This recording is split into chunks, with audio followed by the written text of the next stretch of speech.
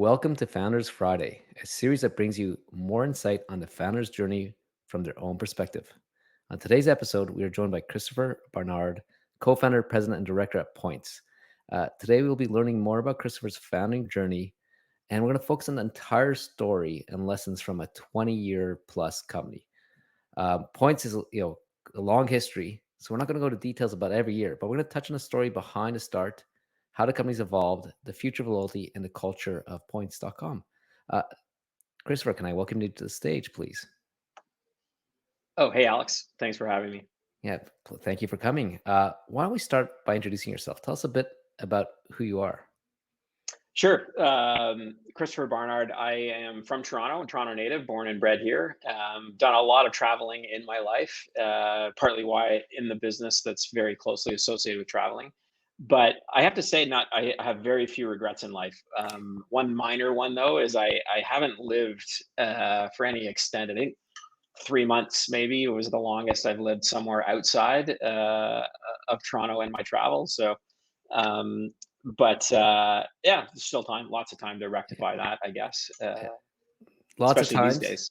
and I feel with your understanding of the loyalty world, you might have a lot of points to actually take advantage Yeah, of moving around a bit. I gotta say, everyone thinks that there's some uh, secret store of points around here. What was I think it was it one of the Supermans where Lex Luthor was siphoning off the third decimal of every Yes. transaction and building up his bank account to rule the world. That was not part of the original founding business plan, which now in retrospect probably should have been. But so we occasionally have some points kicking around. In fact, in the very early days, we did build some kind of bonus points or free points from some of the loyalty partnerships, which I'm sure we'll talk a bit about along the way, into our contracts up front. So we got 1 million points from a bunch of programs as just kind of kicking off our relationship. And in the lean years, you mentioned Yeah. we've been around. We started in the year 2000, so we're into 23rd year here. In the very lean years early, we actually paid some bonuses in frequent flyer miles. So it got us through some of the colder days of the winter, so to speak. Well, I'm sure we'll get into how points are currency, but maybe before we jump into specifics about the company, for people that don't know points, what does your company do? Yeah, so we are an e-commerce solution provider. We've built a transaction platform that hooks into the back end of loyalty programs. Think of a loyalty program as just like a bank, where you have your account. Alex has an account that stores up your frequent flyer hotel points. Our system integrates into those systems, like PayPal integrates to your bank account or your credit card.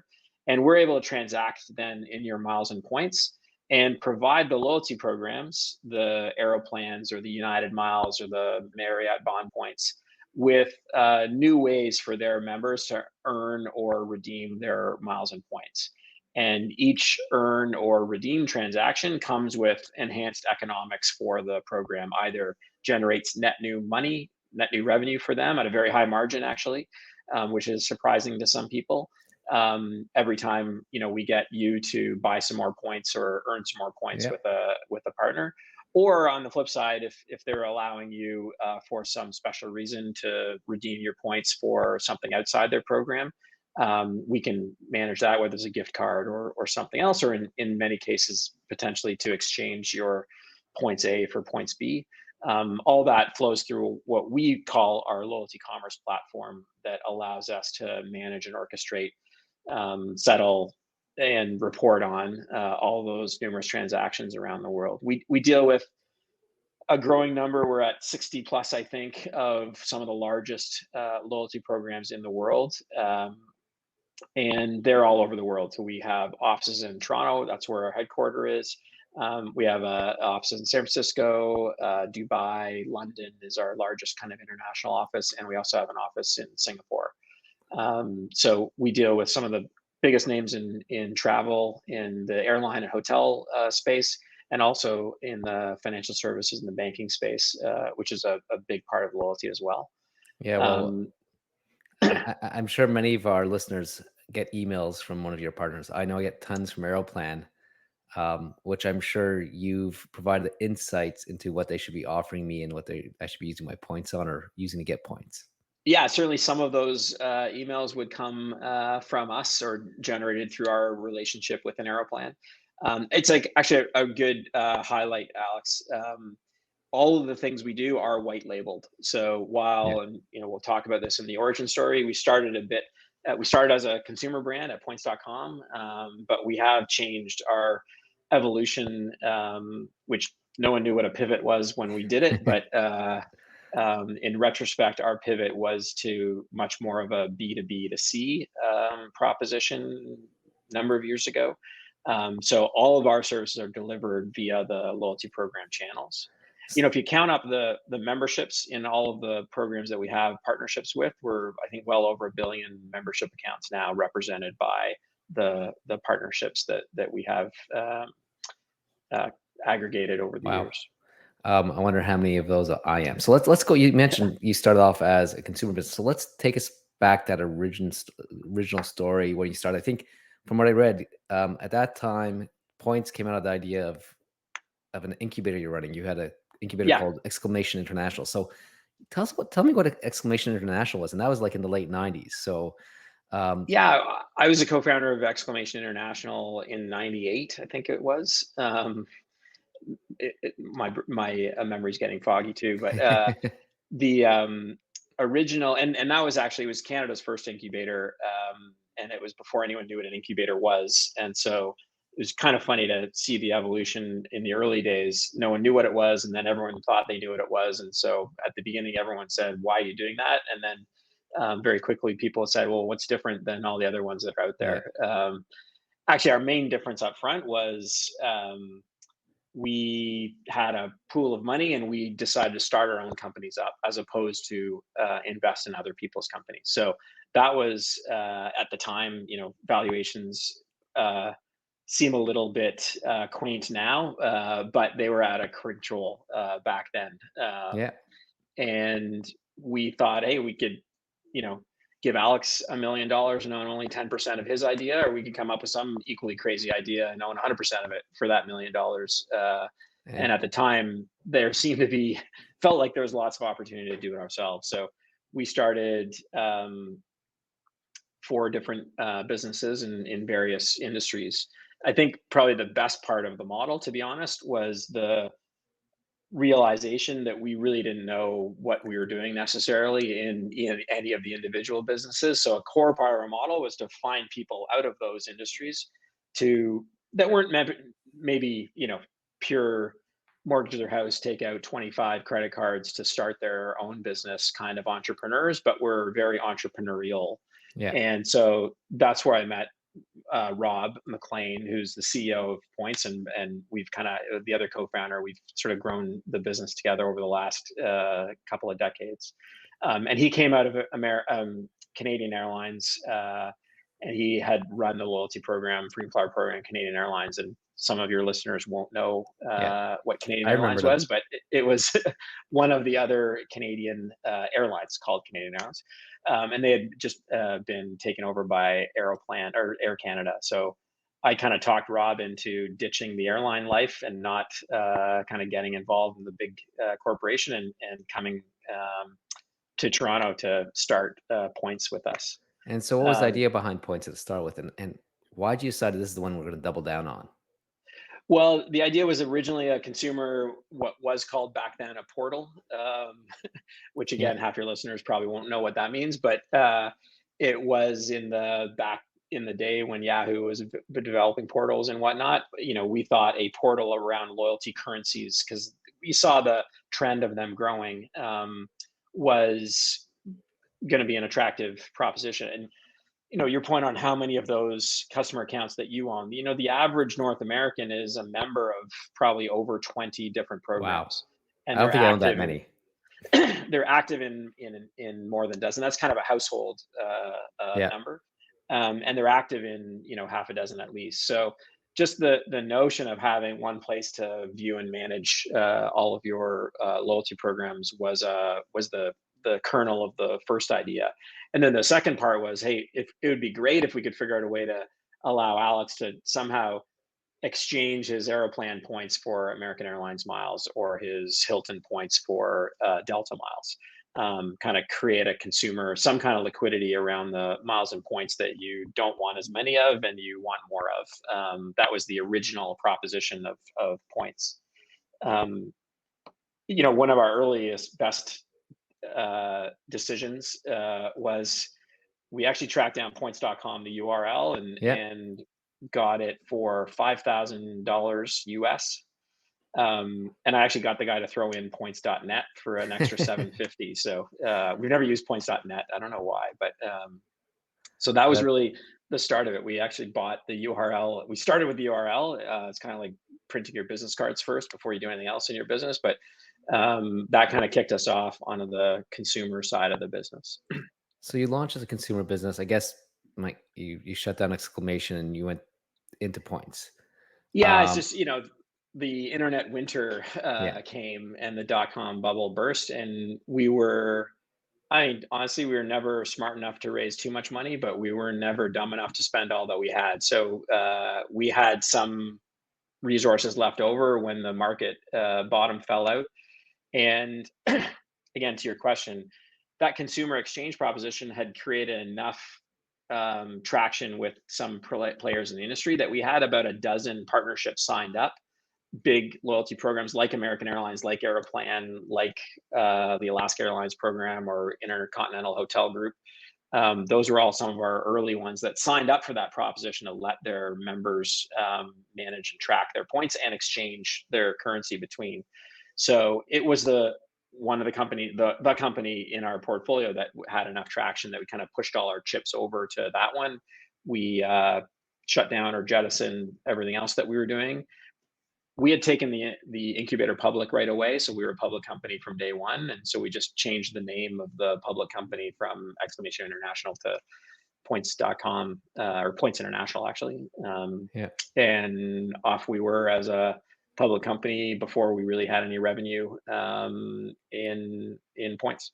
Yeah, that was a different time. Companies would go public Yeah, in 4 to 6 months versus 10 to 15 years, like now. yeah, Um, yeah, so a bunch of questions about, and maybe I'll start off with. I want to know a bit about the journey of the company, and maybe about some of the partnerships you've done along the way.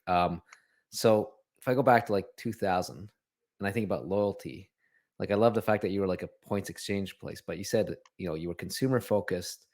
What just generally, what was the loyalty industry like back then? Because I think if my from an outsider's perspective, I think if you go back 20 years, people realized there was something there, but they didn't ascertain the value to them, those programs that they do now. So what was the loyalty yeah. program like there? And when do you make that pivot from consumer to B2B to C, and why? Um, I think the loyalty programs were, especially the airline programs and the larger frequent flyer programs, to a less extent, and they've caught up very quickly. The hotel programs um, were starting to kind of get into their develop, their teen years, if you would, in terms of profit centers for the airlines. Every time if you have a co-branded credit card, you might have an Aeroplan credit Yep. card from TD. Every time you spend money on that credit card, you earn an Aeroplan point for every dollar you spend. That's actually TD buying a mile or a point from Aeroplan, from Air Canada. And that is a very high margin business. You think of an airline, they're Yeah. actually in the business, they're in many different businesses. They're in the business of selling you an airline seat, but they're also in the business of selling you a baggage fee and insurance potentially.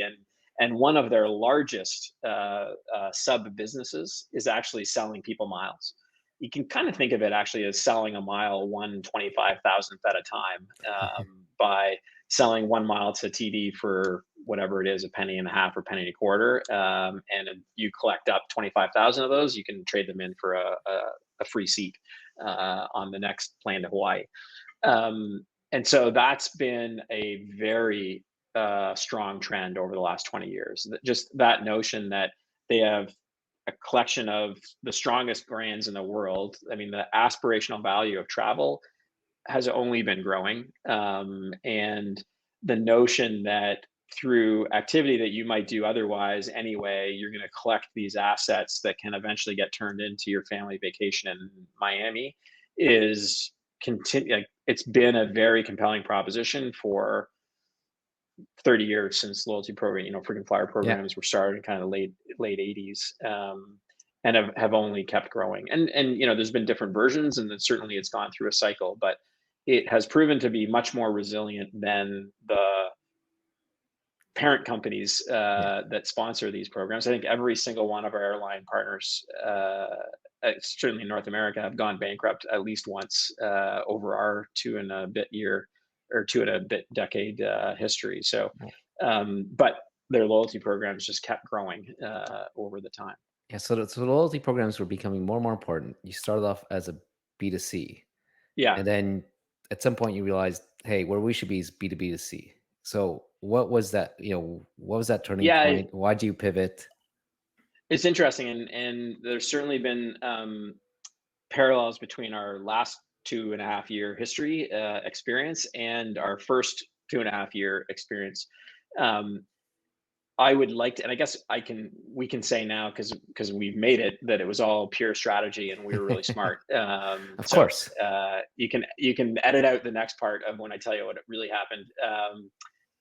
And 9/11 happened. Yeah. So all of our partner, not all of our partners, but most of our partners in the early days were airlines and American, US based carriers. And when 9/11 happened, I think lots of people forget, and people who don't know what a portal was won't remember 9/11 either. But for those of us who do, it was just a unbelievably tragic, but also sudden event that was remarkable in how it changed everything, literally overnight. Um, and what happened was planes just stopped flying. Like there were literally no planes in the air, and that means that all of our partners' revenues went to close to zero overnight. And so they opened up that kind of proverbial drawer of ideas they'd ever had to generate money. And one of them, kind of down in the mid teens, was why don't we sell our miles to our members in case they want to buy them Yeah. directly from us? And it had never made it up the list because they could only get to their first two or three every year just because their systems were old and cumbersome. And we had just installed this fancy new shiny system onto kind of bolted onto their freaking flyer platform that allowed us to transact in their miles and points. So they basically said, hey, could you do that for us? And the real, again, which when we write the memoirs eventually we'll say was pure strategy and smart of us, but the reality was they just couldn't afford to pay us anything. So we had no choice, because we had a bit of money left over. We had no choice but to offer them to build the service and take a commission as our payment Interesting. along the way. And so in any other time they would have paid us, probably at the time, I don't know, we probably would have thought it would be awesome if $250,000 upfront fee and a $10,000 a year in maintenance. We probably would have priced it at, and we would have been out of business pretty soon after that. But we did end up starting with a commission model and a kind of pay for performance, and that developed into a system where we did it for American Airlines first and Alaska Airlines second. And then all of a sudden we were being able to introduce this new revenue stream to all of our partners. And then that grew our universe or constellation of partners that we dealt with quite quickly. Uh, I love that story. How it's basically what today we call customer development. You listen to what their needs are and then build what they want. Yeah. Um, And, and get and again, to drag it forward, it wasn't it was pretty dramatic. It wasn't quite to absolute zero, though some airlines unfortunately went to almost zero over the pandemic in the early days, and it's certainly been way yeah, longer, and we're still not out of it yet. But some of that similar dynamic has been at play, and while the travel industry basically down 80 to 90% in the first 12 18 months of the pandemic, we were down 50% in helping them drive revenue. I think the only revenue that they had was either, I think cargo was a pretty good, relatively yeah, speaking, good for them, and then selling loyalty points, because selling interesting. loyalty points is all about future travel, Yeah, Alex. Some people buy some points to get on a flight tomorrow or next week because they have to. Many people are just acquiring them because they are, you know, they remember that program. They know how to use it. They know they're going to get value. I don't know exactly. I don't know if it's going to be Miami or Hawaii, but I'm going to take my family somewhere next year. So I should load up on these points when I can get them at a good price or at a good at a good promotion. So it's kind of future travel that we're focused on, and that proved to be still pretty robust. And then, as we've seen coming out of the pandemic, Travel's rebounded. travels, Yeah. the super cycle of travel has Gesundheit. started, and people are being even more aggressive on planning next year's event, and partly helped by everything's booked this year, so you Yeah. got to plan next year. So might as well get some points to do it. Well, I can imagine lots of people in the middle of COVID needed to dream, and so buying the points got them a Yeah, bit closer. Like, um, I have a couple young children, love them to bits, but being at home with them 24/7 made me want to go to Hawaii or something, or at least picture it. exactly.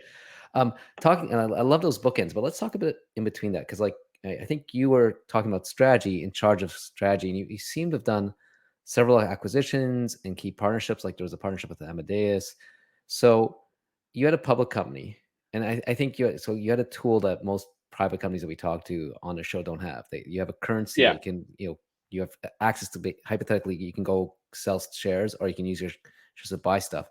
So over the last 20 years, is there any strategic inflections from either some partnership you like with Amadeus or acquisitions? Like, how do you think about that? And what tools that give you that maybe a traditional software company that's private hasn't had?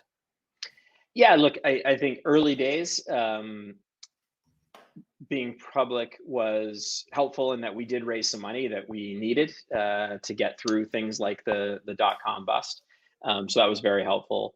I think really after that, though, we kind of made an internal commitment that we were going to control our own destiny, and we've been profitable for a very long time, and increasingly profitable. So we tried not to, specifically as a strategy, not to rely on the access to public funds to kind of control our own destiny, which, to be honest, was sometimes a little bit, I sometimes think from a public markets perspective, the worst decision we made was to be profitable. But given some of the multiples previously, Yeah. now look, when you go through the last 6 months experience, I wouldn't want to be relying on having to raise money in the public markets to survive. So it's ebbed and flowed. We've gone through many different cycles. We made 3 acquisitions over our history. It really kind of consolidate our position in the industry.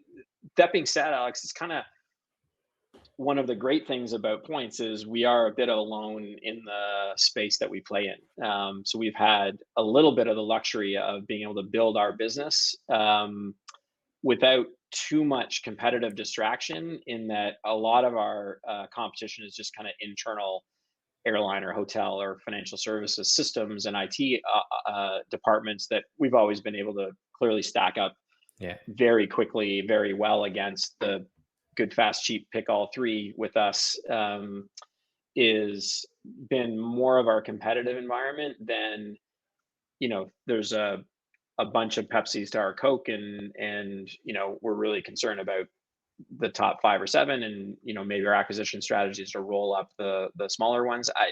We haven't had that dynamic in the loyalty industry.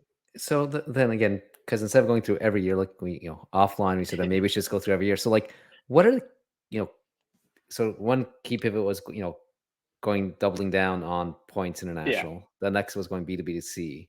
We can, COVID had some impact, but in between that, like, what are the key, pivot points or decisions? Like, is it expanding the products? Because I imagine you have a lot more products you offer your partners now than you did in I think there's 2003. I think I would say there's 2 things that I would point to as key to our strategy. The first is we and I think we've been very good at it. Some kind of chunks of that time better than others, obviously, but we've been very good at focusing on our back end platform, and we have continued to invest in that platform. As I call it, a bit of analogy is the PayPal system that links to other people's Yeah. accounts. We don't run anybody's loyalty account, but we can have kind of debit or credit access into your loyalty accounts. But continuing to focus on that kind of back end consolidated operating infrastructure has allowed us to do more things with our partners.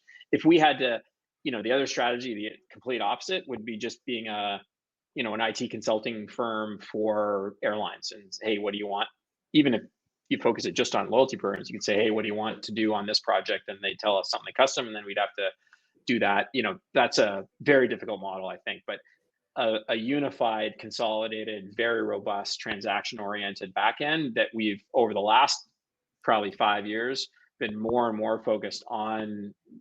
Some of the buzzwords that we actually, I think I'm quite proud of that we're actually doing things like machine learning and building algorithms in to suggest the right offer to you or the right price that saves our partners money on redemption or generates incremental either revenue or margin for them, depending on what their strategy is for that period of time. We are very good at that. And we can aggregate data from the whole industry that one airline, when Yeah. we sell miles for Emirates Airlines in Dubai, it's being informed by transactions we've done and maybe even transactions we've done 5 years ago with JetBlue or Alaska Airlines or Hilton Hotels, even. No one program has access to that kind of robust data set. And I think we've done a really good job of consolidating our investment in the back end systems and data analysis, data science that allows us to create that kind of value. I That's love one that. part. That's, Um, that's definitely on trend with cloud and access to data as new oil. So that's one part. yeah. And the second part was it was probably 10, 12 years more ago, where that first pivot to B2B to C was a very systems oriented one. As I said, we did a commission deal and we got paid a small commission on the way through. That was a bit more SaaS kind of oriented. It wasn't quite a monthly fee, but it was much more.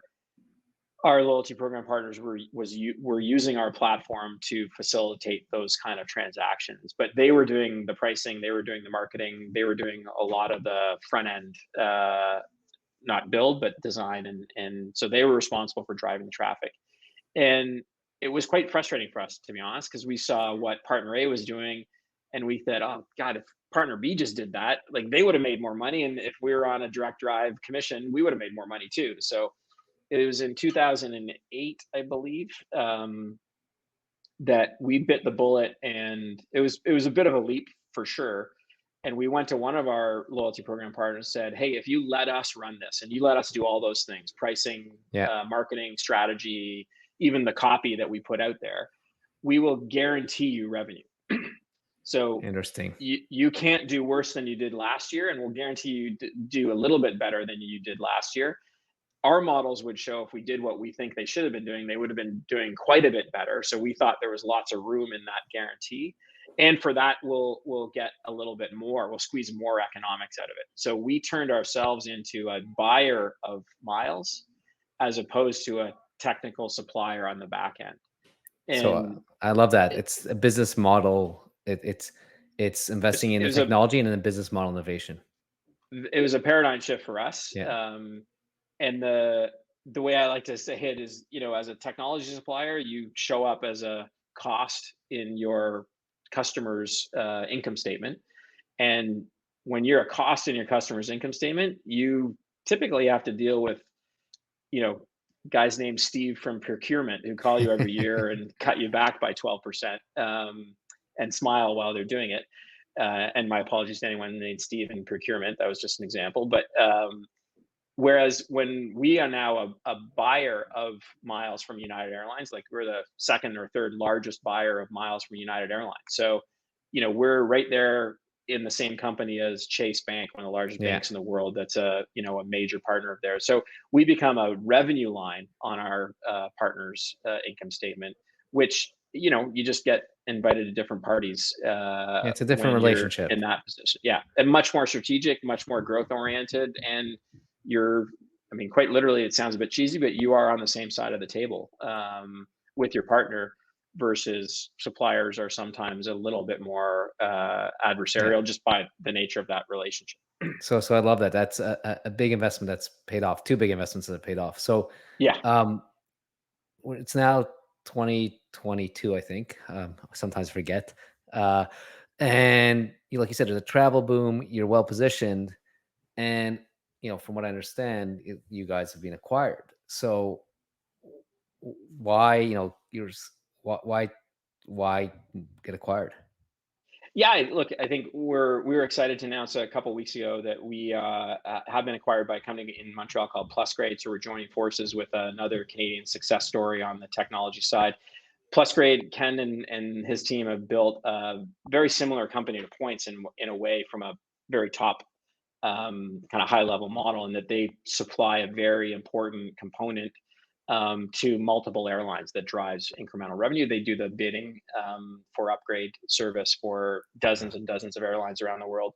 So we have a similar customer base. We don't talk to the same people, same groups in the airlines, but a similar customer base, similar operating model, and we're both in the travel space. So it made a lot of sense to combine the two enterprises.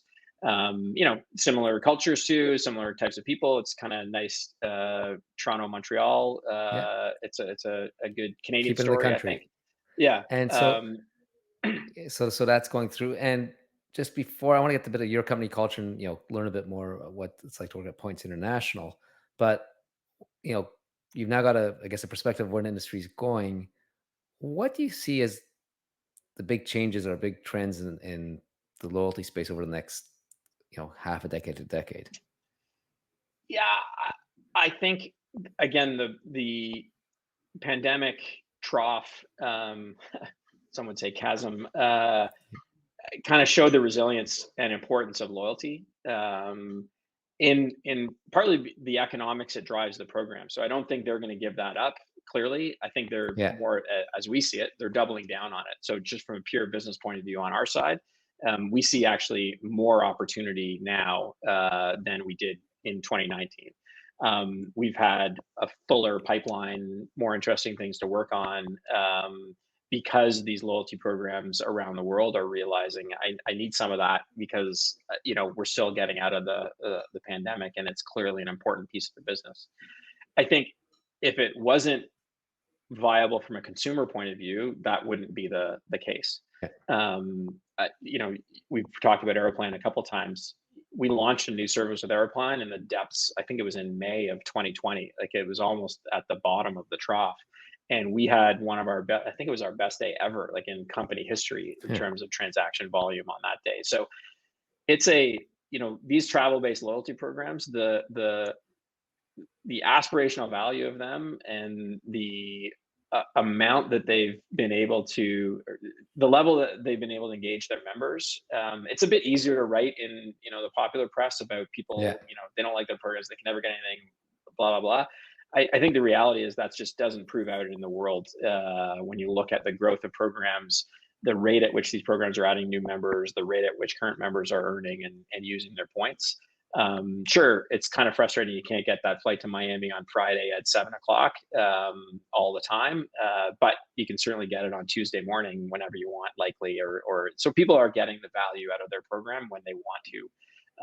And if they weren't, these programs would be shrinking every year, not growing. In some cases, double yeah. digits every year. So I just think that'll continue. Yeah, I tend to agree with you. I seem like as I get older, I use cherish my points a bit more.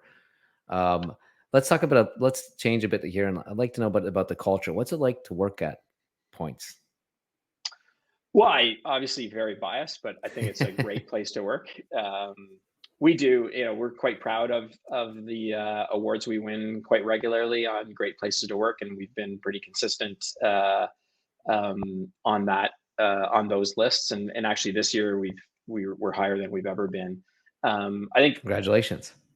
Thanks. I think one thing is, when you're in the travel, oriented space, you attract a certain type of person, which has been fantastic. And we see the same kind of type when new folks join Points. We have town halls regularly, and introduce new people. And one of the introductions to that person is obviously who they are and what they're going to do in the company. But they all answer the either where was your best trip, or where is your bucket list trip. And it's always a passionate piece of the introduction, right? So you get a fantastic collection of people with at least a bit of a baseline commonality in their excitement of the world and how it works. And I think that's a good start. I think, one of the things that wins us the awards is just how involved people are in the life of Points, beyond whatever their day-to-day job is. Whether it's, I mean, we're very well known for the social side, and that extends to our partnership group. Pretty legendary partner conference most years, that people in the industry keep reminding us that we hadn't had it for a couple of years. So when is it getting back on the calendar? But that kind of filters into the company as well. I think we've done a very concerted and led by groups in the company on the DEI, on the diversity and inclusion, and equity piece. Very proud of the progress we've made there. We've done, I think, an amazing job across the board in terms of spots for every aspect, whether it's gender or any other aspect on the DEI scale. Um, so I think that the fact that that's like a grassroots effort from the ground up, led by employees, versus a pamphlet Mm. forced down, I think is an important piece of the puzzle, for us for sure. Um, but I think it's really just the diversity of people that we've been able to bring in, and the fact that it's a pretty exciting industry as well. I mean, there's not that many companies that get to deal with brands all over the world, and kind of, as we talked about, not working on boring stuff. There's pretty good, whether it's on the marketing side or the technology side. It's pretty. I wouldn't say we're bleeding edge. I mean, we're not trying to invent the loyalty program quantum computer around here, but it's pretty topical, and we make sure that people have opportunity to continue to grow professionally, as a core focus as well. I love that. So if someone wants to find out about opportunities to work at Points, where's the best place to find it? Yeah, I think our website on the employment side would be the best place to start. Christopher, you've answered all my questions. I really appreciate it. This is exciting, history here. 20 plus years. Hopefully, looks like an acquisition is going to just make you stronger. Um, Thank you so much for your time. I really Yeah, appreciate it. thanks, Alex. Appreciate it. Great Yeah, conversation. I appreciate it. thanks. And if you like listening to this podcast or watching this YouTube, sign up for our newsletter at techto.org/newsletter to be informed of new releases and upcoming podcasts. Or you can subscribe to us at Apple or Spotify. Um, Thank you all for joining us this Friday, and we look forward to seeing you in our Slack channels. Great. Have a good weekend. Thanks.